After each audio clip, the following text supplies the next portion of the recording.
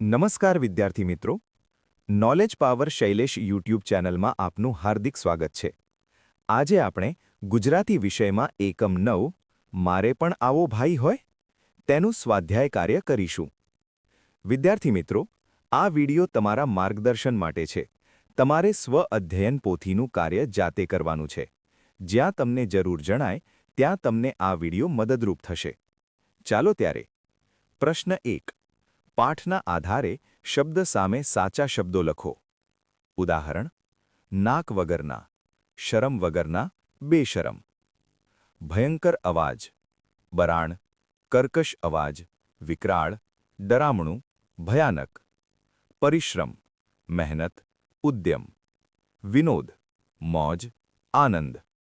વીરા, અનુજ, ભાઈ. પ્રશ્ન 2. આપેલા વાક્યોમાં લીટી કરેલા શબ્દની જગ્યાએ બીજો શબ્દ લખો. ઉદાહરણ: 14 વર્ષ કેટલા દહાડા દિવસ. દિવસનો પર્યાય દહાડા શબ્દ આવે. 1. લક્ષ્મણ જેવો ભાઈ ખાલી જગ્યા જોબા. ભાઈ શબ્દનો પર્યાય શબ્દ અનુજ આવશે. 2. નદી કિનારે ખાલી જગ્યા ઊભા હશે ઊંચા ઊંચા શર. કિનારા શબ્દનો પર્યાય શબ્દ કાંઠે આવશે. 3. જંગલમાં ઝાડ નીચે બાંધી લેશું મકાન. મકાન શબ્દનો પર્યાય શબ્દ ઘર લખીશું. 4. કોઈ દહાડો ઊંઘી જાશું સૂર્ય ખાલી જગ્યા જાતા માથે. સૂર્ય શબ્દનો પર્યાય સૂરજ લખીશું. 5. રાક્ષસોનો ડર ખાલી જગ્યા નથી સાથે હનુમંતા. ડર શબ્દનો પર્યાય ભય શબ્દ લખીશું. પ્રશ્ન 3. નીચે આપેલા ચિત્રો સાથે સાચી શબ્દ જોડ જોડો. જંગલમાં ઝાડ નીચે ઘર બાંધીશું. નૌકા પડી હશે સડેડાટ ચલાવીશું.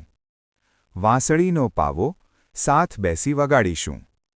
ધનુષબાણ બનાવીશું વાંસમાંથી. હરણના ટોળે ટોળા ઠેકી ઠેકી દોડશે. પ્રશ્ન 4. પાઠના આધારે વાક્યો જોડો. ઉદાહરણ: ભાત ભાતના ફળો ટોપલીઓ ભરી લઈશું. તડકામાં ઝાડ નીચે જઈ લલકારી ગાઈશું. ઋષિમુનિઓ પાસેથી જૂની વાર્તા સાંભળીશું. નાનો ભાઈ કાપશે શૂરપણખાનું નાક. પ્રશ્ન 5. પાઠના આધારે વાક્યો લખો. ઉદાહરણ: ટોણો મારવો. સીતાજીએ હસીને ટોણો માર્યો. 1. બધું કામ જાતે કરવું. આશ્રમમાં અમારું બધું જ કામ જાતે કરતા શીખ્યા. 2. ટૂંકો જવાબ આપવો. પણ મારે નથી કરવા. લક્ષ્મણે ટૂંકો જવાબ આપ્યો. 3. હુમલો કરવો. એણે સીતા ઉપર હુમલો કરવાનું નક્કી કર્યું. 4. રૂપ બદલવું. હવે શૂર્પણખા રૂપ બદલવા માંડી. 5. અદૃશ્ય થઈ જવું. શૂર્પણખા કર્કશ અવાજમાં બરાડા પાડતી અદૃશ્ય થઈ ગઈ. પ્રશ્ન 6. આપેલા ચોરસમાં ગુણો લક્ષણો શોધી લખો. તમારે અહીં આપેલા ચોરસ કોઠામાં કેટલાક અર્થપૂર્ણ શબ્દો શોધવાના છે અને બાજીમાં આપેલી જગ્યામાં લખવાના છે. પહેલો શબ્દ આપેલો છે. બીજા શબ્દો પ્રથમ હરોળમાં. પરાક્રમ, પછી પરિશ્રમ, વિનોદ, કેળવણી, મક્કમ, નવાઈ, નિરીક્ષણ, જીદ અને સત્યકાર્ય. શબ્દો શોધીને તમારે લખવાના છે. પ્રશ્ન 7. પાઠના પાત્રો ઓળખો. શૂર્પણખા, અજાણી સ્ત્રી. લક્ષ્મણ, તલવારધારી યુવા. રાવણ, લંકાપતિ. તાડકા, રાક્ષસી. દશરથ, ચક્રવર્તી રાજા. સીતા, સુંદર અને સુશીલ. રામ, એક પત્ની વ્રતધારી. પ્રશ્ન 8. પાઠના આધારે સાચો ઘટનાક્રમ લખો. 1. રામ અને લક્ષ્મણ વિશ્વામિત્રના આશ્રમે ગયા. 2. શબ્દવેધી બાણ વડે તાડકાનો વધ થયો. 3. રામ વનના લોકો, પશુપંખીઓ અને ઝાડવા વિશે શીખ્યા. 4. અજાણી સ્ત્રી વનમાં આવી. 5. રામે શૂર્પણખા સાથે લગ્ન કરવાની ના પાડી. 6. શૂર્પણખાએ રૂપ બદલ્યું. પ્રશ્ન 9. પાત્રો સાથે જોડો. રામ: પરણેલા પુરુષ, એક પત્ની ધરાવનાર, બલિષ્ઠ. લક્ષ્મણ, વિશ્રામની જરૂર નથી, રામનું મોટાભાગનું કામ કરનાર, સેવક. સીતા, જાનકી, રાણી, સુશીલ. શૂર્પણખા, રાક્ષસી, બલા, અજાણી સ્ત્રી. પ્રશ્ન 10. સાચા જવાબ પર રૂટ અને લીટી કરેલા શબ્દ જેવો સરખો શબ્દ ત્રીજા ખાનામાં લખો. ઉદાહરણ: કોણ થાકતા જ નથી? લક્ષ્મણ, રામ, સુસ્તી. 1. કોણ લગ્નની જીદ કરનાર છે? સીતા, શૂર્પણખા, હઠ. 2. કોણે સ્મિત કરી સીતાનો વિનોદ આવકાર્યો? રામ, લક્ષ્મણ, રમૂજ. 3. કોણે રામને શબ્દવેધી બાણ ચલાવતા શીખવ્યું?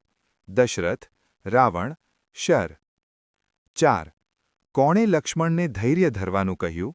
રામ, સીતા, સેવક. પ્રશ્ન 11. પ્રશ્નોના જવાબ લખો. 1. છોકરાને વનમાં જતા બીક કેમ લાગતી નથી?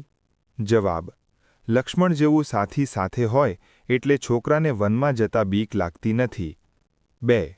ગુરુ વિશ્વામિત્ર રામને આશ્રમમાં શા માટે લઈ ગયા? જવાબ: ગુરુ વિશ્વામિત્ર રામને શિક્ષણ આપવા અને વધુ કેળવવા માટે આશ્રમમાં લઈ ગયા. 3. શબ્દવેધી બાણ એટલે શું? જવાબ: જે અવાજ સાંભળીને જ નિશાન પર સચોટ પ્રહાર કરી શકે તેને શબ્દવેધી બાણ કરે છે. 4. છોકરાને લક્ષ્મણ જેવો ભાઈ હતો તે શું શું કરશે? જવાબ: હરણના ટોળાને લીલું ઘાસ ખવડાવશે, વાંસળી અને પાવો વગાડશે, પાકા ફળોનો ટોપલો ભરશે, સાથે બેસી રસોઈ બનાવશે, વાર્તા સાંભળશે. 5. રામે શૂર્પણખા સાથે લગ્ન કેમ ન કર્યા? જવાબ: રામે શૂર્પણખા સાથે લગ્ન ન કર્યા કારણ કે તેઓ એક પત્ની વ્રતધારી હતા. સીતાજી સાથે તેમણે લગ્ન કર્યા હતા. 6. બંને ભાઈઓએ લગ્ન કરવાની ના પાડતા શૂર્પણખાએ શું કર્યું? શૂર્પણખા ક્રોધિત થઈ ગઈ અને તેણે સીતાજી પર હુમલો કરવાનો પ્રયત્ન કર્યો. પ્રશ્ન 12. આપેલા સંવાદોમાં લીટી કરેલ શબ્દના બદલે બીજો શબ્દ લખી વાક્ય ફરીથી લખો. ઉદાહરણ: રામે કહ્યું, ધૂળ તો અયોધ્યાની જ હતી. રામે કહ્યું, માટી તો અયોધ્યાની જ હતી. 1. વિશ્વામિત્ર બધા રાક્ષસોને જાતે મારી શકે તેમ હતા. વિશ્વામિત્ર બધા રાક્ષસોને સ્વયં મારી શકે તેમ હતા. 2. હા, બાળપણથી જ પરાક્રમી હતા એટલે જ તો ગુરુ વિશ્વામિત્ર બચવા તમને બંનેને પોતાને ત્યાં લઈ ગયા હશે ને? હા, બાળપણથી જ બહાદુર હતા એટલે જ તો ગુરુ વિશ્વામિત્ર બચવા તમને બંનેને પોતાને ત્યાં લઈ ગયા હશે ને? 3. તકલીફ તો ભાઈ લક્ષ્મણને પડે. તકલીફ તો અનુજ લક્ષ્મણને પડે.